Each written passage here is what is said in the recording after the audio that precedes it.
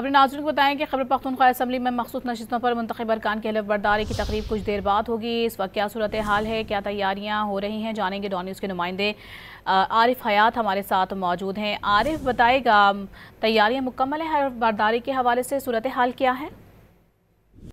जी बिल्कुल, खैबर पख्तूनख्वा असम्बली का इजलास अब से कुछ देर बाद शुरू होगा। इसमें मखसूस नशिस्तों के मेंबरान हलफ उठाएंगे।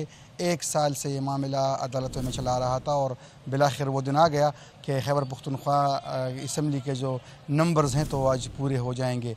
मखसूस नशिस्तों के उम्मीदवार इस इजलास में हलफ लेंगे, जिसमें पाकिस्तान मुस्लिम लीग नून के 7 ख़वातीन हैं, इस तरह जमीयत उलमा इस्लाम के 7 ख़वातीन हैं, अवामी नेशनल पार्टी के 2 है, पीपल्स पार्टी के 5 ख़वातीन हैं और इस तरह जो अक़लियती मेंबरान हैं तो वो भी मुस्लिम लीग नून के एक हैं और इस तरह जमीयत उलमा इस्लाम के 2 हैं।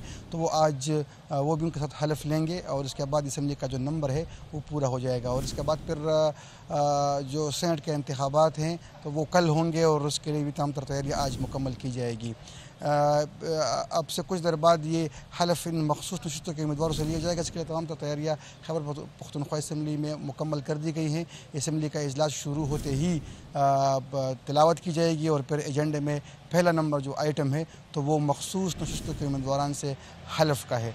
तो हलफ लेने के बाद असम्बली में जो मेंबरान की तादाद है 145 वो पूरी हो जाएगी। तो इसके लिए जो सेनेट इंतखाबात के लिए जो रास्ता है तो वो भी हमवार हो जाएगा।